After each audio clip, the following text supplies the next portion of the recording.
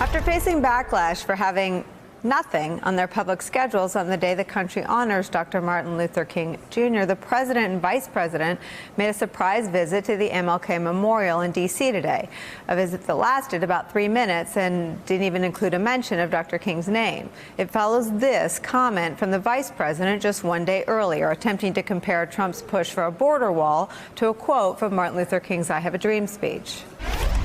You know, the hearts and minds of the American people today are thinking a lot about it being the weekend where we remember the life and work of the Reverend Dr. Martin Luther King Jr.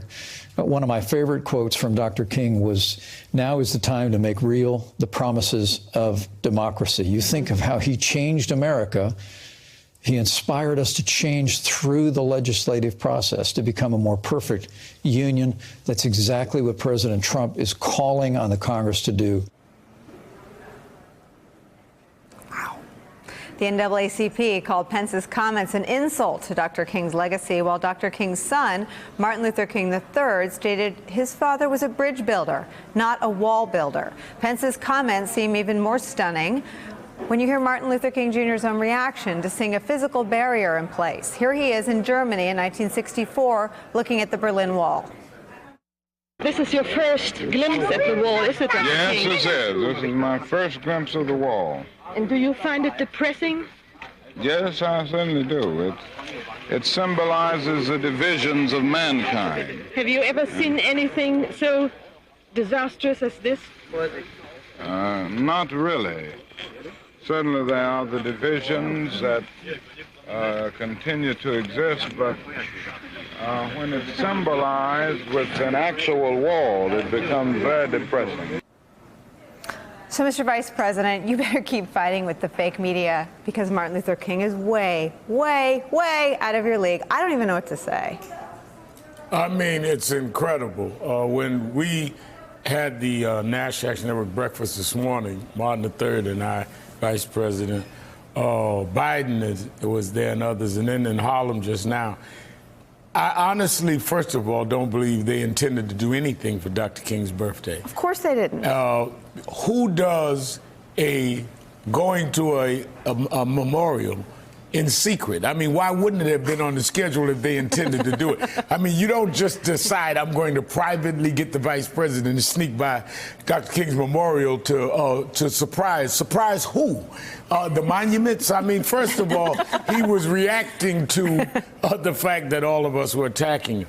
But second of all, to distort Dr. King's words, if you listen, Nicole, to what Vice President Pence said, King said that they want to deal with the legislative process, democratic process of America, while you are blocking people from asylum and while you're supporting voter suppression. I mean, if anybody should not have been quoting that, it should have been those that are dealing with voter suppression and dealing with people that want to flee to a democracy, and they're saying, no, don't come here. It was an absolute oxymoron for him to say it if he understood what he was really quoting. I mean, it was the wrong quote for him. So, look, I think it's a lot more than the wrong quote. Live TV is dicey. I screw up all the time. Politicians that I worked for made gaffes all the time. But what's sinister here, what isn't a gaffe, what isn't a badly chosen quote, is that was deliberate. They and they're not talking to me. They're not talking to you. They are trying to be less horrible in the eyes of their base. Yeah. President Trump isn't fit to carry Dr. King's hat, let alone be compared to the man. And we've seen this president, there's been no president in my lifetime who's divided this country along racial lines more than President Trump. And you've seen this sinister effort to use identity politics in the worst way to infuse anger, hatred, and division among his base, to get them angry, to get them on his side. You've seen this on a range of different issues.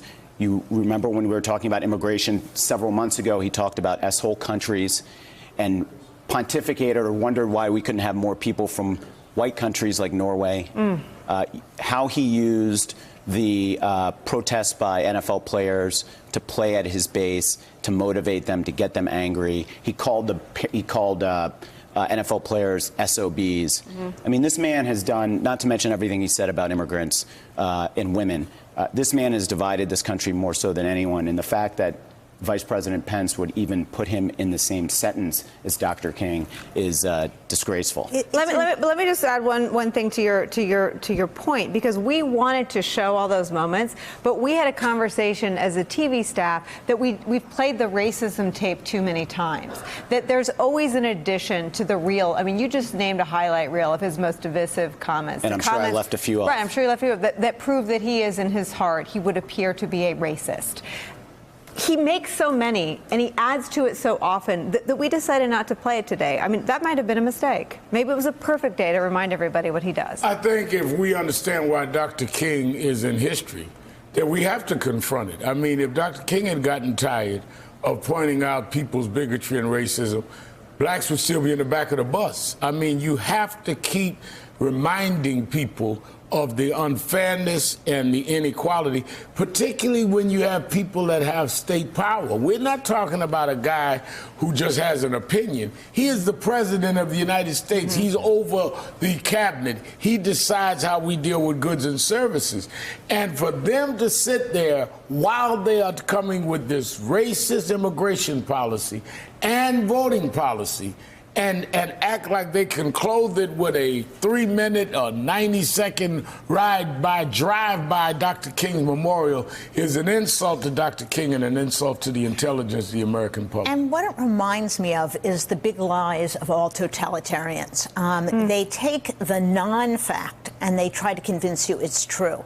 Oh, we're wonderful for immigrants. We love immigrants. Donald Trump will never tire of telling us. So it is the big lie that he says over and over again. And yes, he tries to make his supporters feel better. But what it should also remind us of, and I go back every Martin Luther King Day to read it, is the letter to the Birmingham jail.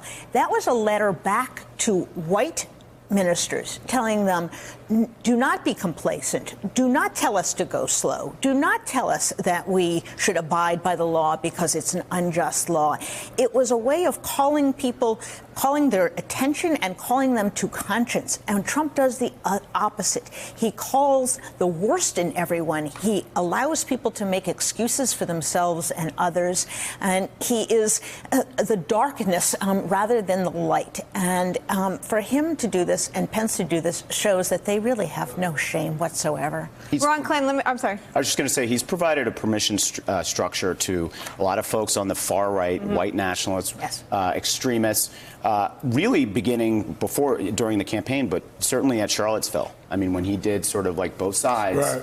That made making them a moral equivalence. The one thing Biden said this morning at our breakfast is he said even in the Civil War, we never heard a president try to make a moral equivalence on the people that are fighting to preserve Confederacy and those that were against it. He made a moral equivalence between those that wanted to keep up a Confederate statue as opposed to those that didn't. And this is the same man 2 nights ago on the eve of Dr. King, during the birthday week, that spoke to the nation and never even mentioned the 800,000 people that were not being paid and furloughed, didn't even mention the subcontractors. So how does Pence compare him with a man like Dr. King and the morality when he didn't even show sympathy or any sensitivity to people that he's causing to wonder how they're going to put food on the table for 31 days? Hey there, I'm Chris Hayes from MSNBC. Thanks for watching MSNBC on YouTube. If you want to keep up to date with the videos we're putting out, you can click subscribe just below me